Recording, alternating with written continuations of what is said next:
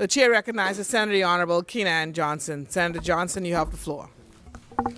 Madam President, I rise on a lighter note again to make my maiden contribution in this Honorable Senate as we debate the 2026-2027 budget.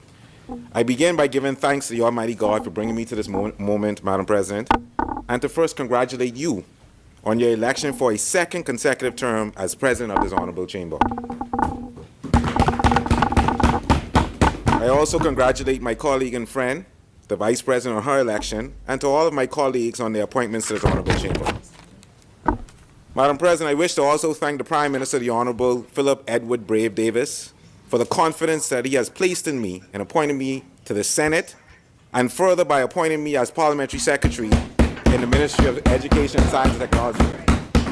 And given that we had a little back and forth earlier about feeding, it's probably a good time to mention that we hit a landmark of 2 million breakfasts in the schools.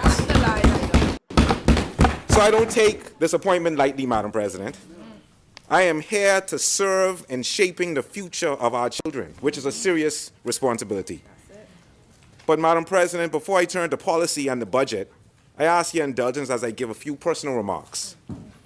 Nearly 40 years ago, my late grandmother, Clara Rose Hall King, was appointed to serve in this very same chamber by the late Sir Lyndon Pindling. Today, as I stand here, I cannot help but think of her. I can only imagine how proud she would be to know that her grandson now stands here where she did before I was even born. I also remember, Madam President, my late grandmother-in-law, Carmen Neely. She embraced me long before I officially became family. In fact, Madam President, she called me her grandson before her granddaughter knew she wanted me. Madam President, it would also be remiss of me if I didn't clarify an incorrect statement made by the honorable colleague on the side opposite. That's it. And I wish to clarify by acknowledging the actual greatest fraternity there is, which I am honored to be a member of, Alpha Phi Alpha Fraternity Incorporated. But you weren't the first, so go. There you go. Madam President, there is one person I must recognize in a very special way. That is my mother, Pauline Johnson. Madam President, she raised me on her own. She sacrificed for me. She carried me. And most importantly, Madam President, she prayed for me. And while I did not grow up rich, Madam President, I also never knew what it was to want or to need, because my mother carried the burden, so I didn't have to. She hates when I tell this story, but I always recall when I was in bar school in England in my final year. She sold her vehicle and walked to work every day for over a year, just so that my fees would be paid and I would have what I needed. Madam President, there are sacrifices a boy never fully understands until he becomes a man. I can never repay her for what she has done, but I am so grateful that she is here in the gallery today to share in this moment with me.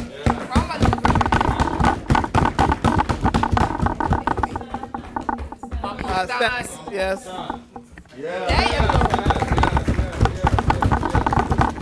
But Madam President, as she stands and takes her seat, I must admit that I've noticed a change in her over the past few years. For most of my life, she called me her one and only child. But over the last 2 years, she started calling me her one and only son. And that's because, Madam President, 2 years ago, my wife became her daughter. And that brings me to the next person I must recognize. My wife, Shakira, who is also in the gallery today. Yes, please stand. That's it. My wife. That's it. Madam President, anyone who knows me knows this. One good wife. Where you see me, you see my wife. And where you see my wife, you see me. That's it. And when you see us, Madam President, 12 times out of 10, we're matching. Because in the words of my good wife, we match together. Madam President, she is my best friend. She is my soulmate. Oh, yeah. She is my why. That's it. She is the one who keeps me grounded, Madam President. And despite my involvement in politics for more than 20 years, it is no coincidence that much of my growth and success came after I made her my wife.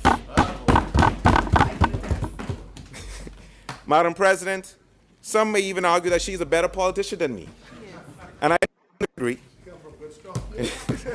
But before I carried the title of senator, before I carried the title of parliamentary secretary, one of my favorite titles was simply Shakira's husband. That's it. And Madam President, she gave me the greatest gift that I could ever ask for, our daughter Kiera, who's also in the gallery today. Madam President, she is my heart, and most importantly, she is my legacy. This past election was especially meaningful because it was the first time that our daughter voted. And I can say, Madam President, with every bit of confidence in me, Oh, yeah. that as for me and my house, That's it. on May 12th, we crossed those lines. And we chose progress. Madam President, while I am new to this chamber, I am not new to public service. During the previous Davis administration, I was able to contribute to the wider work of the government. As chairman of the Town Planning Committee, I saw firsthand the value of transparency, accountability, and public participation. We worked to ensure that Bahamians became more aware of development applications. We expanded opportunities for public comment. We increased public hearings. And we strengthened public education about the role of town planning, the applications it considers, and the documents required for those applications. That progress, Madam President, mattered because development should never happen in silence. The public must know, the public must understand, and the public must have a voice. And we made sure, Madam President, that that happened. So I would like to recognize the committee members who served with me: Deputy Chairman Arrington Isaacs, a.k.a. Minky, Aaron Jones, Dwight Charlo, Arthur Jones, Glenda Roca, Bishop Denzel Road. I wish to also recognize the key members of the Department of Physical Planning who I also work closely with: former Director Charles Donegal, Acting Director Jahan Wallace, John Davis, Glendale Josie, Tiffany Newman, and Kareem Wallace. Madam President, during the previous Davis administration, I also led a team that facilitated the process of formalizing recommendations for the new employment bill, a bill that will be tabled soon in both houses. That work involves stakeholder engagement, consultation, and public education. I commend the Davis administration, and more specifically Minister Pierre Glover-Roll, for the political will to take on such an important reform. Madam President, our current substantive employment legislation came into effect in 2002. Since then, the workplace has changed, and the needs of workers have changed. Madam President, just to give greater context, in 2002, many people were still using dial-up internet. I'm sure we all remember having to choose between using the telephone and using the internet. Madam President, in 2002, floppy disks were still familiar, and the phones in our pockets were used to play stake. They were not yet the tools of work, business, and communication that they are today. As a matter of fact, my wife just said to me last week that in addition to us doing more business, in addition to us doing more because of the phones, expectations are more because of the phones. So when we speak about modernizing labor law, we are speaking about modernizing for a different workforce and a different economy. And that is the story of this administration, Madam President. We didn't come to office to stand still. We came to office to move this country forward. The Bahamian people saw the work of the first term, Madam President. Yes. They saw recovery. They saw reform. Yes. They saw progress. Yes. And let me be clear, Madam President, because some people seem not to appreciate and understand. On May 12th, they made a clear and decisive choice. Yes, yes. They went against a reset. They ignored the rhetoric. They chose vision, and they chose progress. Yes. Madam President, that brings me to the area that sits at the center of my present responsibility. Madam President, the strongest bridge between today's challenges and tomorrow's prosperity is education. Let me first acknowledge the presence of the Permanent Secretary in the Ministry of Education, Science and Technology, Ms. Lorraine Ambristo, who is also in the gallery, and the Director of Education, Mrs. Dominique McCartney Russell, and the Deputy Director, Ms. Janice Moss. Can you please stand? Please. Yes. Madam President, all of them and their teams have been a tremendous support to me from day one, and I thank them so much for that. Madam President, most people know me as a lawyer, and that is my qualification. I also proudly now identify as an educator. As a matter of fact, Madam President, I am happy to share that just last month, I graduated again from the University of the Bahamas with my teaching diploma. So while my appointment as Parliamentary Secretary in the Ministry of Education and Science and Technology may be a surprise to some, I do believe that there is purpose in it. Like the Deputy Prime Minister, Madam President, I too came from the public education system. I attended M.E. Cooper Primary School, I attended Century Lutheran High School, and after I left the Lutheran, I attended the College of the Bahamas. So when I speak about education, I don't do it as an outsider, Madam President. I speak as someone who has been shaped by it. I speak as someone who knows that public education has the power to change a life. Madam President, the Deputy Prime Minister has already laid out the government's direction for education in the Bahamas. He has spoken to technology, equity, special education, teacher support, digital literacy, and national development. My role as Parliamentary Secretary is to help make sure that direction is carried through. Madam President, the public will judge our work by what they see in our schools, in our classrooms, in our schoolyards, in our attendance records, and whether a teacher is present on day one, and in whether a child who needs support actually receives it. That is the work before us, Madam President, and that is the work that I am committed to doing. Madam President, one of the areas that already has made an impression on me is special education. And I want to say this very carefully. Very often we use the word special, but too often society attaches a stigma to that word. In the past few weeks, and especially in attending a graduation at the Exuma School for Exceptional Learning, I have seen firsthand the ability, the progress, and the promise of these young people. And it has strengthened my own view that rather than simply being referred to as special, they should be seen for exactly what they really are, exceptional. This matters, Madam President, because the way we speak about children helps shape the way we see them. While attending that graduation for the Exuma School for Exceptional Learning, Madam President, I saw 3 young men cross that stage. I saw how far they had come. And I was especially encouraged to learn, Madam President, that all 3 of them were offered full-time jobs in technical and vocational areas after graduation. That is what support can do. That is what belief can do. And Madam President, that is what opportunity can do. So when we speak about exceptional learners, we are speaking about dignity, inclusion, and giving every single child a fair chance. Madam President, as a son of a Lutheran, I can't help but speak about my good family islands. Madam President, educational opportunity must never be determined by where a child lives. A child in Eleuthera matters. A child in Cat Island matters. A child in Exuma matters, in Berry Islands, in Bimini, in Andros, in Abaco. And every single island, on every single key, that child matters. Yes. So, Madam President, in Grand Bahama, that child matters too. That's right. That's right. So, Madam President, the family islands can rest assured of this. They will not be left behind. They have a Prime Minister from Cat Island. They have a Minister of Education from Exuma. And now they have a Parliamentary Secretary from Eleuthera.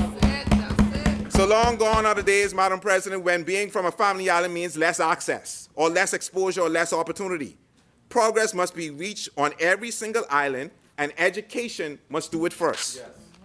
I was especially pleased to attend the graduation of my alma mater, Century Lutheran High School, this year, and to hear from their Member of Parliament and Minister of Works and Family Island Development, Clay Sweeting, that within the next year, both Century Lutheran High School and Preston H. Aubrey High School are expected to benefit from smart classrooms.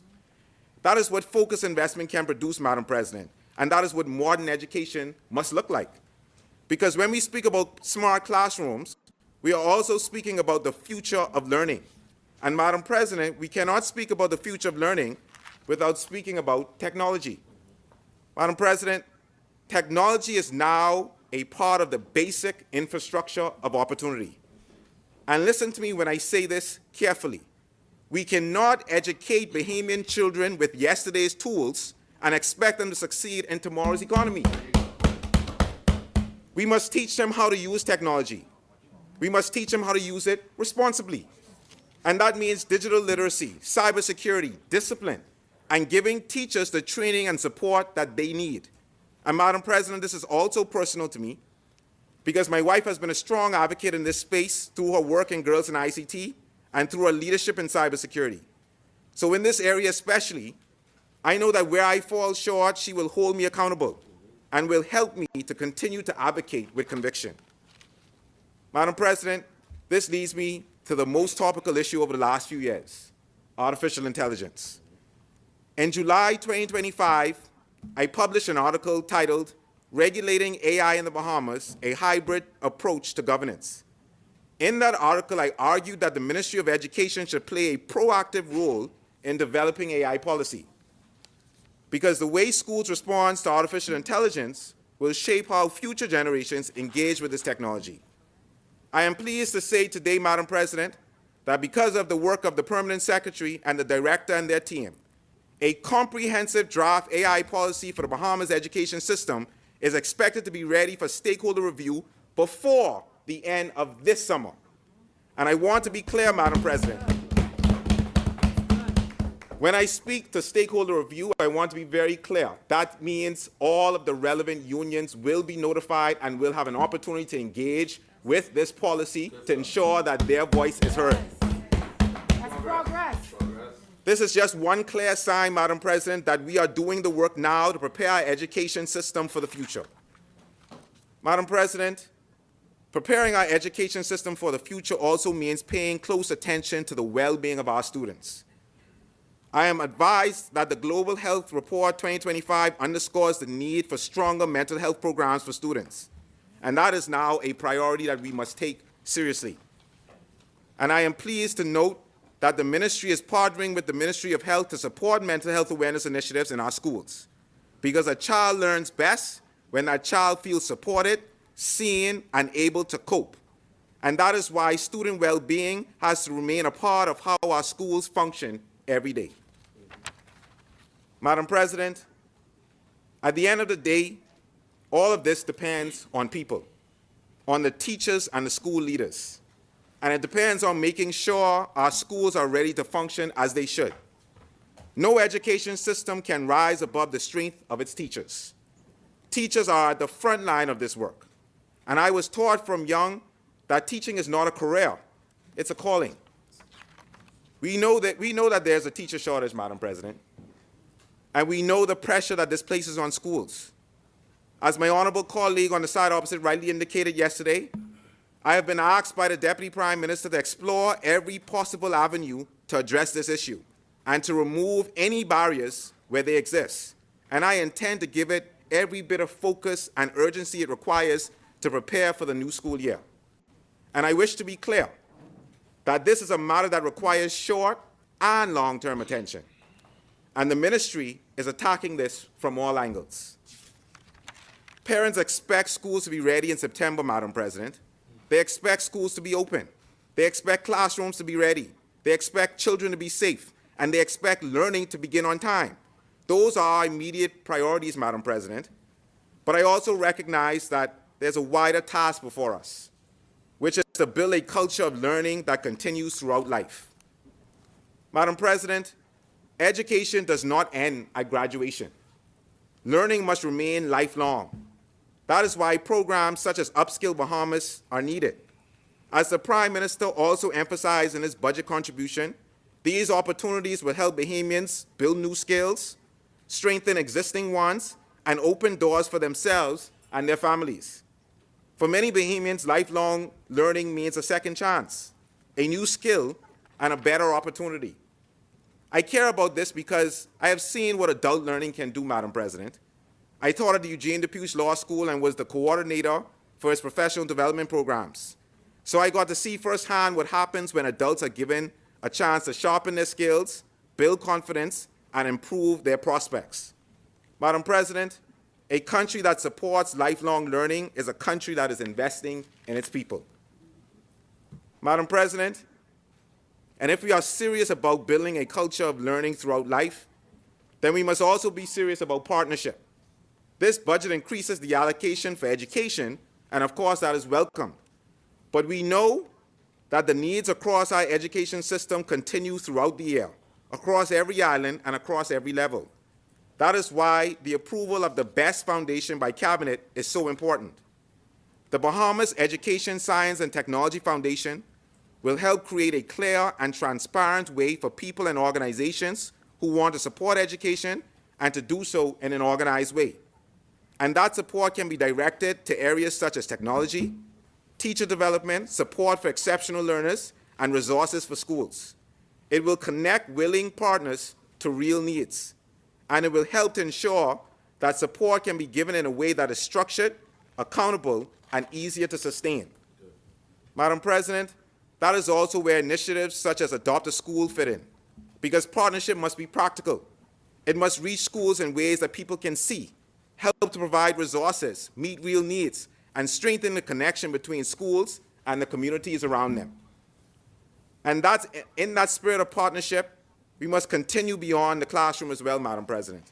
Because if we are serious about building an education system that serves our people, then we must also be serious about strengthening the institutions that carry our students forward after high school. Madam President, this takes me to our national university, as the honorable member said yesterday. I would like to specifically address a few remarks made by the honorable colleague on the side opposite as he gave his contribution yesterday. The honorable member said, and I quote, "Expenditure of scholarships and support to UB totaled approximately $13.8 million, while expenditure on international scholarships amounted to $12.6 million. This raises an important question. Why are we spending almost the same sending students abroad as we are supporting our national university?" End quote. Madam President, I wish to highlight the actual facts on this matter. The amount allocated in this budget for international students or international scholarships is $14.1 million. The amount allocated for scholarships for the University of the Bahamas is $20 million. Madam President, this reflects almost $6 million more on scholarships to the University of the Bahamas in comparison to international scholarships. Furthermore, Madam President, this doesn't even take into account the fact that this budget increases the amount of scholarships for culinary arts students at the University of the Bahamas by 20%. And I wish to emphasize, Madam President, international scholarships are usually given for areas not provided for by the University of the Bahamas. It was also stated, Madam President, that our national university needs significant investment, and I wholeheartedly agree. What was conveniently omitted, however, was the fact that this budget allocates nearly $44 million in support of the University of the Bahamas. This speaks to the government's continued commitment to the growth and progress of our national university. But what I think we can all agree on, Madam President, is that we need more in order to sustain progress. UB will also need the support of those who actually benefited from it. That is why I encourage us alumni, in whatever amount that we can, to give back. Every contribution counts, and small gifts go a long way. I now wish to address BTVI, Madam President, and I want to make this point very clear. We must move beyond the outdated idea that technical and vocational education is somehow second class. As the Deputy Prime Minister referenced in his contribution, there is a book called The Millionaire Next Door, which reminds us that success and wealth do not always wear the labels people expect. A doctor, a lawyer, or an accountant may move into a neighborhood, and the millionaire next door may very well be a plumber, a contractor, an electrician, or the entrepreneur who mastered a trade and built his own business. That is why technical and vocational education training, or as we call it, TVET, deserves respect, investment, and support. And Madam President, I will say this. When I visited BTVI, I heard a phrase that stayed with me. That phrase is, TVET is the new currency. Madam President, that same principle that applies to TVET should apply elsewhere as well. Our education system must also make room for those whose gifts lie in the creative and performing arts. Excellence in education also takes place in the shape of music, in theater, in dance, in visual arts, in performance, in culture, in creativity. Having said that, Madam President, I wish to acknowledge the hard work of President Ian Poitier and his team at the Creative and Performing Arts School. And I also look forward to working close with them. And I'm also excited to attend their school's graduation this coming Sunday. Madam President, as I close, I want to emphasize that this is the kind of education system that we are working to build. One that values every child, respects every gift, and makes room for every pathway to success. There's much work to be done, Madam President, and I come to this assignment ready for that work. So I don't want the Bahamian people to judge us based on intention and effort, Madam President. I want them to judge us based on outcomes. For now, Madam President, and I say this for now, I don't have a constituency. Emphasis on for now. But I do have constituents. They are the teachers who pour into our children every day. They are the students trying to find their place in a changing world. They are the principals, the counselors, the teachers' aides, the librarians, the security officers, the janitors, the clerical staff, and administrators who keep our schools functioning. Yes. They are my constituents, Madam President, and I give them this commitment today. I will advocate for them in and outside this chamber. I will listen to them, and I will work with everything I have in me to build an education system worthy of the Bahamian people. Because, Madam President, the future of this country is already sitting in our classrooms. And if we get education right, we get the Bahamas right. Yes. And that, Madam President, is why the Bahamian people chose progress. Yes. Because they believe in the work we have started, and they believe that we will still build on that progress. So, Madam President, let me make it clear. I support this visionary budget. I support this transformational budget. I support this budget that clearly invests in the future of our country. Yes. And I support this budget that builds on progress. Yes. Thank you, Madam President. Yes.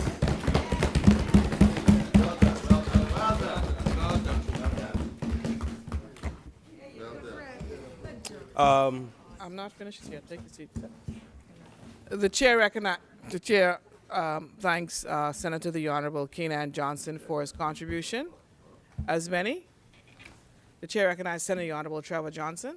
I'd like to thank the Honorable Senator for his contributions, Madam President, but I wish to address, on a point of order, I might want to wait until after his presentation. He noted that the Ministry of Education... What is the nature of your point of order? Misleading. Now, the Ministry of Education only provides scholarships internationally for students the degrees not offered at the University of the Bahamas. As someone who's applied to several scholarships from the Ministry of Education, the Ministry of Education, what they specify is academic priority areas to which they grant international scholarships. And if we take a look at the list on the ministry's website, marine science is an academic priority area offered at the University of the Bahamas. Environmental studies offered at the University of the Bahamas. Criminal justice offered at the University of the Bahamas. Hospitality studies offered at the University of the Bahamas. Engineering, architecture offered at the University of the Bahamas, Madam President. So, Madam President, I know for a fact of students who study degrees internationally on various scholarship programs that are offered at the University of the Bahamas. Thank you, Senator Trevor Johnson. Senator Keenan Johnson. Thank you, Madam President. I just like to reiterate what I said, because words do matter. And the Honorable Senator Johnson, Dr. Johnson, so I could separate, Dr. Johnson said, I said that they only provide. I said usually. I chose my words very wisely, Madam President, because I'm aware that they do offer scholarships for programs that are awarded or that are provided for in the University of the Bahamas.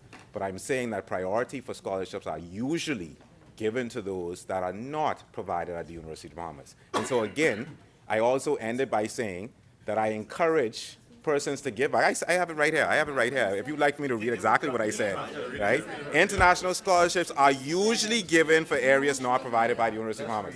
And I invite all of the opposition members who disagree with me to ask for the archives so that they can come and their hands are, yes, please get it. And I'll make sure that if I said only, that I will happily withdraw my statement. Thank you, Senator Honorable Keenan Johnson. As many?